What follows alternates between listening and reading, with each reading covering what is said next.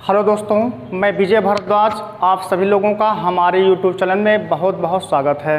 आज हम लोग देखने वाले हैं सिंधु नदी तंत्र के बारे में, जो उत्तर के सबसे बड़ी नदी तंत्र के हिस्सा है। ठीक, आइए देखते हैं सिंधु नदी तंत्र के बारे में। तो सिंधु नदी तंत्र के अंतर्गत कौन कौन सी नदियां आती हैं, जैसे इन नदियों को जो आप देख रहे हैं, सिंधु है, झेलम है, चिनाब है, रावी है, ब्यास है, सतलुज है, इस सभी नदियों को मिला के कहा जाता है सिंधु नदी तंत्र। क्यों? क्योंकि इन सभी नदियों में सबसे मुख्य जो नदी है वह सिंधु नदी है, इसलिए इन नदियों को हम सिंधु नदी तंत्र के अंतर्गत पढ़ते हैं। ठीक, आइए देखते हैं। सबसे पहली नदी है सिंधु नदी। पहले हम क्षेत्रों को देखते हैं कि कौन सा क्षेत्र है। ठीक, ये जो आपको पार्ट दिख रहा है, क्षेत्र दिख रहा है, जहाँ पर ये बाउंड्री दिख रही है, ये पूरा का पूरा तिब्बत है। ये कौन सा एरिया है? तो यह है तिब्बत। तिब्बत किसके अंडर में है? चीन के अंडर में है। अगर हम इस स्टेट को देखें, ये जो स्टेट दिख रहा है, ये आपको वर्तमान का जम्मू कश्मीर एवं लद्दाख केंद्र शासित प्रदेश है। ठीक, पहले क्या था? ये पूरा जम्मू कश्मीर था। आज ये बंट गया है लद्दाख और जम्मू कश्मीर, दो केंद्र शासित प्रदेशों में। इसके नीचे अगर हम देखें तो ये वाली जो बाउंड्री दिख रही है, ये वाली बाउंड्री, ये आपका कौन सा राज्य है? तो यह हिमाचल प्रदेश। ये बीच वाला जहाँ रावी, चेनाब, ब्यास दिख रहे हैं, ये पूरा क्षेत्र जो दिख रहा है, यह कौन सा है? तो यह हिमाचल प्रदेश है। और इसको अगर हम देखें तो ये कौन सा राज्य है? यह है उत्तराखंड। ये उत्तराखंड है। और ये जो राज्य दिख रहा है, यह है पंजाब राज्य है। और इस साइड का जो ये पार्ट दिख रहा है, जम्मू कश्मीर और पंजाब के इस साइड वाला, ये कौन सा क्षेत्र है? तो यह है पाकिस्तान। ठीक, पाकिस्तान है। आइए देखते हैं सिंधु नदी का उद्गम कहाँ से होता है, जो इन सभी नदियों की मुख्य नदी है। आपको दिख रहा होगा ये तिब्बत क्षेत्र है और ये सिंधु नदी का उद्गम है। इसका मतलब कहाँ से सिंधु नदी का उद्गम होगा? तो तिब्बत से होगा। तिब्बत में कहाँ से होगा? तो जो आपको भारत के पर्वत एवं पहाड़ बताया गया था, हिमालय पर्वत श्रेणी बताया गया था, उसमें आपको बताया गया था कि एक काराकोरम पर्वत श्रेणी है। और जो काराकोरम पर्वत श्रेणी है, यह जम्मू कश्मीर से आगे बढ़ती है और पहुँच जाती है तिब्बत में। तिब्बत में उसी काराकोरम पर्वत श्रेणी को कहा जाता है कैलाश पर्वत श्रेणी। उसका नाम क्या है? कैलाश पर्वत श्रेणी। और इसी कैलाश पर्वत श्रेणी के समीप एक ग्लेशियर है जिसका नाम है बोखरचू। क्या नाम है? इस ग्लेशियर का नाम है बोखरचू ग्लेशियर। और इसी बोखरचू ग्लेशियर से सिंधु नदी का होता है उद्गम। यानी कि हम कहेंगे सिंधु नदी का उद्गम कहाँ से होता है? तो तिब्बत में कैलाश मानसरोवर श्रेणी पर स्थित बोखरचू हिमनद से होता है। तिब्बत से निकलने के बाद यह नदी प्रवेश करती है जम्मू कश्मीर में, वर्तमान के लद्दाख में जम्मू कश्मीर में प्रवेश करती है। और यह लद्दाख और जास्कर श्रेणी के मध्य बहते हुए ऊपर से पड़ेगा, इसके उत्तर में लद्दाख पर्वत श्रेणी और इसके दक्षिण में पड़ेगा जास्कर पर्वत श्रेणी। ठीक, तो लद्दाख और जास्कर पर्वत श्रेणी के बीच बहते हुए आगे बढ़ती है जम्मू कश्मीर में और वो पहुंचती है बाल्टिस्तान में, गिलगिट में पहुंचती है। और यही बाल्टिस्तान में, गिलगिट में क्या करती है? एक खड्ड का निर्माण करती है, एक गार्ज का निर्माण करती है। आपको बताया गया था एक यहीं पर पर्वत था, चोटी था, नंगा पर्वत, वहीं पर निर्माण करती है गार्ज का। इसका मतलब सिंधु नदी क्या करती है? तो गार्ज का निर्माण करती है। और भारत का सबसे बड़ा जो गार्ज है, ये कौन बनाती है? तो सिंधु नदी ही बनाती है। और आपको बताया गया था हिमालय के उस पार से जितनी नदियां निकलती हैं, जो गार्ज का निर्माण कर रही हैं, ये सभी के सभी नदियां हिमालय की पूर्ववर्ती नदियां कहलाती है। इसका मतलब सिंधु नदी भी हिमालय की एक प्रकार की पूर्ववर्ती नदी है। और यह नदी जम्मू कश्मीर से प्रवेश कर और फिर निकलती है, पहुंचती कहाँ है? तो ये पहुंच जाती है पाकिस्तान में। और पाकिस्तान में आगे बढ़ती है दक्षिण की तरफ और जाके अपने जल को गिराती कहाँ है? तो यह गिराती है अरब सागर में। ठीक, सिंधु नदी की जो लंबाई है यह है 2880 किलोमीटर। और भारत में कितना दूरी तय करती है? तो 1114 किलोमीटर दूरी यह तय करती है। कहाँ पर? भारत में तय करती है। इसकी सहायक नदियों के बारे में हम बात करें तो आपको ये दिख रहा है कौन सी नदी? झेलम है, चिनाब है, रावी है, ब्यास है, सतलुज है। ये सभी के सभी नदियाँ आके पाकिस्तान में एक दूसरे से मिलकर, और ये जगह है मिठान को मिठानकोट में पाकिस्तान में सभी नदियां पांचों आके मिल जाती हैं। कहाँ पर? तो सिंधु नदी में। और इसकी अन्य सहायक नदियों के बारे में बात करें तो एक नदी दिख रही होगी आपको जास्कर, यह भी सिंधु नदी की सहायक नदी है। एक नदी दिख रही है श्योक, श्योक भी सिंधु नदी की सहायक नदी है। एक नदी दिख रही है गिलगिट, गिलगिट भी सिंधु नदी की सहायक नदी है। एक नदी है नुब्रा, यह भी सिंधु नदी की सहायक नदी है। तो इसकी तमाम सहायक नदियां हैं, ध्यान दीजिएगा। ये झेलम, चेनाब, रावी, ब्यास, सतलज, ये जो आपको क्षेत्र दिख रहा है यह झेलम है, चेनाब है, रावी है, ब्यास है, सतलज है। और आपको ये पंजाब दिख रहा है, तो पंजाब केवल भारत में ना होके जब भारत और पाकिस्तान का बंटवारा हुआ तो पंजाब का जो अधिकांशता हिस्सा था ये चला गया कहाँ पर? तो ये चला गया पाकिस्तान में। इसका मतलब भारत से ज़्यादा बड़ा क्षेत्र पंजाब का कहाँ है? पाकिस्तान में।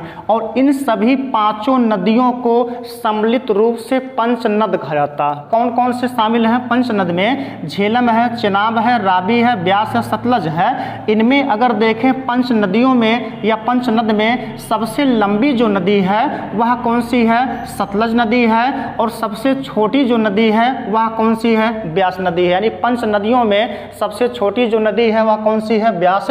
और सबसे लंबी जो नदी है वो कौन सी है? सतलज है। ठीक, आगे अगर हम देखें तो एक अन्य नदी आपको दिख रही है झेलम नदी। इस नदी का नाम है झेलम नदी। झेलम नदी का उद्गम जो होता है ये कौन सा स्टेट है? तो आपको बताया गया कि ये जो आपको स्टेट दिख रहा है काला वाला जो लाइनिंग है ये है आपका जम्मू कश्मीर। और जम्मू कश्मीर में एक झील है, इस झील का नाम है वैरीनाग झील। कौन सी झील है? तो झील का नाम है वैरीनाग झील। वैरीनाग झील से निकलता कौन सी नदी है? कौन सी नदी निकलती है? झेलम नदी। यानी झेलम नदी का उद्गम जो है यह होता कहाँ से है? तो जम्मू कश्मीर में वैरीनाग झील से होता है। और यह नदी जम्मू कश्मीर से बहते हुए आगे बढ़ती है भारत और पाकिस्तान। जम्मू में भारत और पाकिस्तान में यहाँ से ये एक सीमा रेखा के सहारे बहते हुए आगे बढ़ती है। यानी कि जो झेलम नदी है यह भारत और पाकिस्तान के सीमा रेखा के सहारे बहती है। कहाँ से कहाँ तक?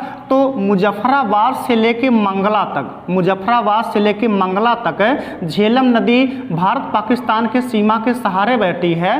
कभी कभी क्वेश्चन आता है कि श्रीनगर किस नदी के तट पर बसा हुआ है? तो झेलम नदी के तट पर बसा हुआ है श्रीनगर। आगे देखिए, ये मुजफ्फराबाद से फिर मंगला तक भारत पाकिस्तान के सीमा के सहारे बढ़ रही है और आगे चलकर ये फिर पाकिस्तान के पंजाब में होकर बहती है और ये आके मिल जा रही है चेनाब नदी में। क्यों? क्योंकि इन पांचों नदियों में अगर देखा जाए मुख्य जो नदी मानी जा रही है वो अभी चेनाब मानी जा रही है। क्यों? क्योंकि इनमें सबसे लंबी कौन सी है? 960 किलोमीटर तो चेनाब नदी है। और झेलम की लंबाई कितनी है? तो 724 किलोमीटर झेलम की लंबाई है। कहीं कहीं बुकों में आपको मिल जाएगा 725 किलोमीटर। किसकी लंबाई? झेलम की लंबाई। और ये झेलम नदी आगे बढ़ती है और ये मिल जाती है किसमें? चेनाब नदी में आके मिल जाती है झेलम नदी। आगे देखिएगा, ये आपको झेलम नदी है जो ऐसे आ रही है यहाँ पर और चिनाब में मिलके चिनाब आगे बढ़ रही है और इसी चिनाब में आके एक नदी मिल रही है रावी और आगे बढ़ती है चिनाब। तो उसी में जो सतलज है और ब्यास नदी एक दूसरे से मिल के आती हैं, चिनाब में मिल जाती हैं। ध्यान दीजिएगा, ये जो आपको कौन सा? तो सिंधु और झेलम के बीच का क्षेत्र दिख रहा है, इसको कहा जाता है दोआब। ध्यान दीजिएगा, दो नदियों के बीच के क्षेत्र को कहा जाता है दोआब। ठीक, अब यहाँ पर एक दोआब बन रहा है, किसके किसके मध्य? तो सिंधु और झेलम नदी के मध्य। इस दोआब को कहा गया सिंधु सागर दोआब। कभी कभी क्वेश्चन आता है सिंधु सागर दोआब किन दो नदियों के मध्य स्थित है? तो सिंधु है और झेलम नदी के मध्य स्थित है सिंध सागर दोआब। कहाँ पर है? तो ये पाकिस्तान में पड़ रहा है। आगे देखिए, एक अन्य नदी है जिसका नाम है चेनाब नदी। चेनाब नदी है। चेनाब नदी का उद्गम कहाँ से होता है? तो एक दर्रा है हिमाचल प्रदेश में जिसका नाम है वाड़ा लाचा ला दर्रा। हिमाचल प्रदेश में एक दर्रा है जिस दर्रे का नाम है वाड़ा लाचा ला दर्रा, और यह जो चेनाब नदी है हिमाचल प्रदेश के वाड़ा लाचा ला दर्रे के समीप से होता है। दो शाखाओं के रूप में, एक शाखा का नाम है चंद्रा और दूसरे का नाम है भागा। दोनों नदियां सम्मिलित रूप से जब आके मिलती है तो वहाँ उनको चंद्रभागा के नाम से जाना जाता है, और यही चंद्रभागा नदी जो है चेनाब नदी के नाम से जानी जाती है। तो चेनाब नदी का उद्गम कहाँ से हो रहा है? हिमाचल प्रदेश के वाड़ा लाचा ला दर्रे से हो रहा है। यह हिमाचल प्रदेश के और फिर प्रवेश करती है जम्मू कश्मीर में, जम्मू कश्मीर से फिर पुनः प्रवेश कर जाती है पाकिस्तान के पंजाब एरिया में, ये भी पाकिस्तान में चली जा रही है। और ये आगे बढ़ती है कहाँ पर? पाकिस्तान में। इसी नदी में आके कौन नदी मिल रही है? तो झेलम नदी मिल रही है। आगे इस नदी का नाम यानी कि झेलम और चेनाब की जब एक शाखा बनती है तब इसका नाम भी चेनाब ही होता। इसका नाम क्या होगा? ये हो जाएगा चेनाब, यानी कि मुख्य नदी कौन मानी जाएगी? चेनाब नदी मानी जाएगी। ठीक, अब ध्यान दीजिएगा, ये आपको मिल रही है झेलम नदी, ये झेलम नदी आ रही है इस साइड से, और एक यह आ रही है चेनाब नदी। इन दोनों नदियों के बीच भी एक क्षेत्र बन रहा है जिसको हमने क्या बताया था? दो नदियों के बीच के क्षेत्र को दोआब कहा जाता है। इसका मतलब झेलम और चेनाब नदी के मध्य भी दोआब बन रहा है, और इस दोआब को कहते हैं चाज दोआब। अगर क्वेश्चन आए झेलम और चेनाब नदी के बीच के दोआब को क्या कहा जाता है? तो इसको कहा जाता है चाज दोआब। अगली जो नदी है यह कौन सी नदी है? तो यह है रावी नदी। रावी नदी का उद्गम कहाँ से होता है? आप ध्यान दीजिएगा, ये हिमाचल प्रदेश से 3 नदी का उद्गम हो रहा है, चेनाब का भी, रावी का भी, ब्यास का भी। तो रावी नदी का जो उद्गम होता है यह वहाँ हिमाचल प्रदेश में आपको बताया गया था कुल्लू कांगड़ा की घाटी। ध्यान दीजिएगा, रावी नदी का जो उद्गम है यह कहाँ से हो रहा है? तो रावी नदी देख रहे होंगे निकल रही है हिमाचल प्रदेश में। हिमाचल प्रदेश में एक जगह है जिसका नाम है कांगड़ा जिला। कांगड़ा जिले में एक पड़ रहा है दर्रा जिसका नाम है रोहतांग दर्रा, और रोहतांग दर्रे के समीप पड़ रहा है एक कुंड जिसका नाम है ब्यास कुंड। ठीक, और इसी ब्यास कुंड से ही रावी नदी का उद्गम होता है। तो हम क्या बताएंगे रावी नदी के उद्गम के बारे में? कि रावी नदी का उद्गम हिमाचल प्रदेश के कांगड़ा जिले में स्थित रोहतांग दर्रे के समीप किसके? ब्यास कुंड से होता है। यह नदी हिमाचल प्रदेश से जम्मू कश्मीर और जम्मू कश्मीर के साथ फिर बह के पहुँचती है कहाँ पर? पंजाब में, यानी कि किसके पंजाब में? तो पाकिस्तान के पंजाब में, और यह फिर पुनः आगे बढ़कर मिल जाती है किसमें? चेनाब नदी में। ठीक, तो रावी नदी का उद्गम होने के बाद यह नदी भी पाकिस्तान में आके मिल जा रही है किसमें? चेनाब नदी में, और यहाँ पर पाकिस्तान में भी चेनाब और रावी के बीच में बन रहा है दोआब। ठीक, तो चेनाब और रावी के बीच में जो दोआब बन रहा है इस दोआब का क्या नाम है? तो इसका नाम है रचना दोआब। कभी कभी क्वेश्चन आता है कि रचना दोआब किन दो नदियों के मध्य स्थित है? तो किस नदी के मध्य है? चेनाब और रावी नदी के मध्य स्थित है। इसको क्या कहा गया? रचना दोआब कहा गया। यह किसमें जाके मिल गई? तो चेनाब नदी में मिल गई।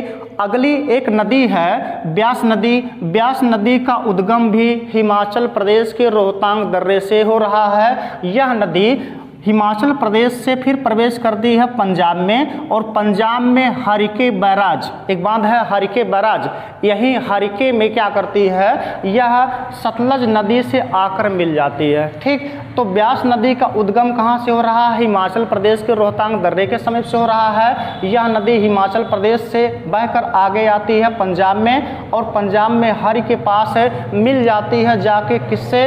तो सतलज नदी से। ब्यास नदी की लंबाई कितनी है? तो 470 किलोमीटर की लंबाई है किसकी? ब्यास की।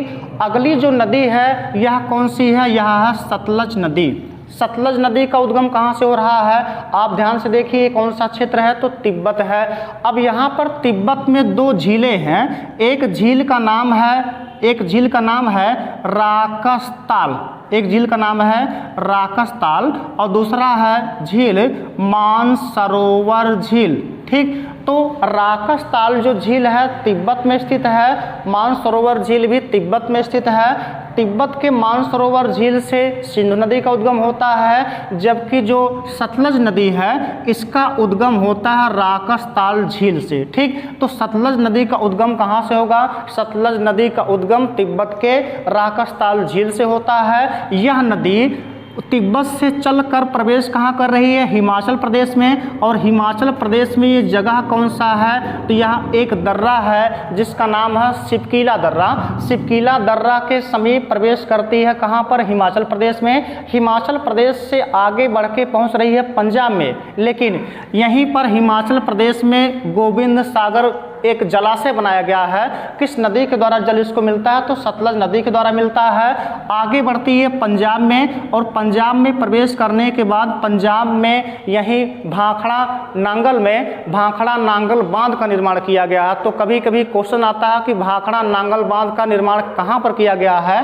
पंजाब राज्य में सतलज नदी पर किया गया है। और यह नदी आगे बढ़ती है पंजाब में। पंजाब में इसी नदी में आके मिल रही कौन सी नदी? तो ब्यास नदी मिल रही है। और पंजाब में ब्यास और सतलुज नदियों की जो सम्मिलित धारा आगे बढ़ती है और ये पुनः पहुंच गई कहाँ पर?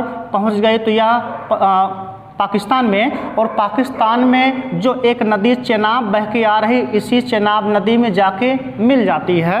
अगर हम बात करें इन पांचों नदियों की, तो पांचों नदियां पंजाब में, पांचों नदियां पाकिस्तान में आके एक हो गई हैं, और इनकी जो सम्मिलित धारा है यह आकर पाकिस्तान के मिठान कोट में मिल गई है सिंधु नदी से, ठीक। पांचों नदियों की सम्मिलित जो धारा है पाकिस्तान के मिठान कोट में आके मिल गई है, किससे?